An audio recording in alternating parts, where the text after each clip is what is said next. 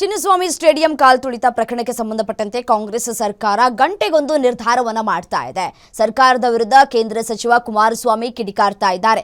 ನ್ಯಾಯಾಂಗ ತನಿಖೆ ಅಂದ್ರು, ಸಿಐಡಿ ತನಿಖೆ ಅಂದ್ರು, ಮ್ಯಾಜಿಸ್ಟ್ರೇಟ್ ತನಿಖೆ ಮಾಡ್ತೇವೆ ಅಂತ ಹೇಳಿದ್ರು.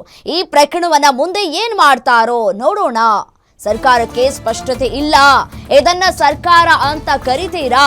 ಮಾಡಿರುವ ತಪ್ಪಿನಿಂದ ಹೊರಬರುವುದಕ್ಕೆ ಶ್ರಮವನ್ನ ಪಡ್ತಾ ಇದ್ದಾರೆ, ಸಾಕಷ್ಟು ಒದ್ದಾಡ್ತಾ ಇದ್ದಾರೆ ಅಂತ ಹೇಳಿ ಎಚ್.ಡಿ. ಕುಮಾರಸ್ವಾಮಿ ಅವರು ಪ್ರಶ್ನೆ ಮಾಡ್ತಾ ಇದ್ದಾರೆ. ಆಕ್ರೋಶವನ್ನ ಕೂಡ ವ್ಯಕ್ತಪಡಿಸ್ತಾ ಇದ್ದಾರೆ. ಈ ಸಂದರ್ಭದಲ್ಲಿ ಯಾವ ರೀತಿಯಾಗಿ ತನಿಖೆ ಆಗಬೇಕು, ಹಾಗಾದ್ರೆ ಈ ಒಂದು ಪ್ರಕರಣವನ್ನ ಎಲ್ಲಿಗೆ ತೆಗೆದುಕೊಂಡು ಹೋಗಿ ನಿಲ್ಲಿಸ್ತಾರೆ ಅಂತ ಹೇಳಿ.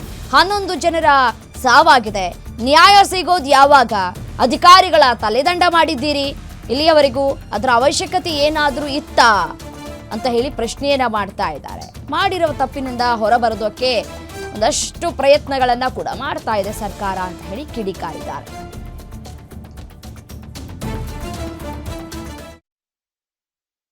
RCB ಗೆದ್ದ ನಂತರದ ಬೆಳವಣಿಗೆ, ಈಗಾಗಲೇ ಅದರ ಬಗ್ಗೆ ಎಲ್ಲ ರೀತಿಯ ವಿವರಣೆ ಕೊಟ್ಟಿದ್ದೇನೆ. ಸರ್ಕಾರ ಗಂಟೆ ಒಂದೊಂದು ತೀರ್ಮಾನಗಳು ಮಾಡ್ತಾ ಇದ್ದಾರೆ. ನೋಡೋಣ ಅಲ್ಟಿಮೇಟ್ಲಿ ಏನು ಮಾಡ್ತಾರೆ ನೋಡೋಣ.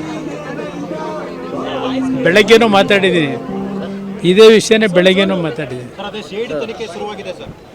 ಈಗ ಒಂದು ಮ್ಯಾಜಿಸ್ಟ್ರೇಟ್ ತನಿಖೆ ಅಂದರು, ಇನ್ನೊಂದು ಅದೇನೋ ನ್ಯಾಯಾಂಗ ತನಿಖೆ ಅಂದರು, ಈಗ CID ತನಿಖೆ ಅಂತಾರೆ. ಅಂತಿಮವಾಗಿ ಯಾವ ತನಿಖೆ ವರದಿಯನ್ನು ಅಕ್ಸೆಪ್ಟ್ ಮಾಡ್ತಾರೆ? ಇದೊಂದು ಸರ್ಕಾರ ಅಂತ ಕರಿತೀರ? ಯಾವುದಾದ್ರೂ ಒಂದು ತೀರ್ಮಾನ ಮಾಡಿದ್ರೆ ಸ್ಪಷ್ಟತೆ ಇರಬೇಕು. ಇಲ್ಲಿ ತರಾತುರಿಲಿ ಕಮಿಷನರ್ ತಪ್ಪೇನಿತ್ತು, ಅಧಿಕಾರಿಗಳು ತಪ್ಪೇನಿತ್ತು? ನಿಮ್ಮ FIR ಕಾಪಿ ನೋಡಿ. FIRನಲ್ಲಿ ಸುದೀರ್ಘವಾಗಿ ಬರೆದವ್ರೆ. ಅಧಿಕಾರಿಗಳು ಎಲ್ಲೂ ಸಹ ಅವರ ಕರ್ತವ್ಯಕ್ಕೆ ಚ್ಯುತಿ ತಂದಿಲ್ಲ. ಅವರು ಏನು ತೀರ್ಮಾನ ತೆಗೆದುಕೋಬೇಕು ತಗೊಂಡಿದ್ದಾರೆ. ಆದರೆ ಅದೆಲ್ಲವನ್ನು ಧಿಕ್ಕರಿಸಿರ್ತಕ್ಕಂಥವರು ಸರ್ಕಾರ.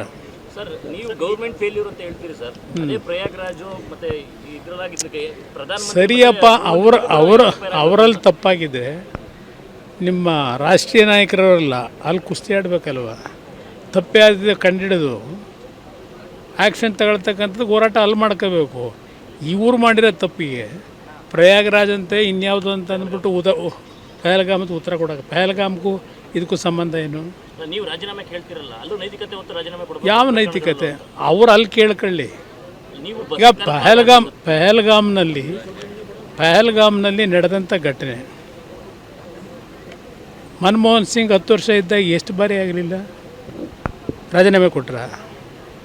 ಬಾಂಬೆನಲ್ಲಿ 170-180 ಜನ ಆ ಟೆರರಿಸ್ಟ್ಗಳ ಅಟ್ಯಾಕ್ನಲ್ಲಿ ತೀರ್ಕೊಂಡು ಹೋದ್ರಲ್ಲ, ಮನಮೋಹನ್ ಸಿಂಗ್ ರಾಜೀನಾಮೆ ತಗೊಂಡ್ರು ಕಾಂಗ್ರೆಸ್ನವರು. ಇಲ್ಲಿ ಇವರ ಒಂದು ವರ್ಚಸ್ಗಳಿಗೋಸ್ಕರವಾಗಿ ಮಾಡಿದಿರ್ತಕ್ಕಂಥ ತಪ್ಪುಗಳಿದು.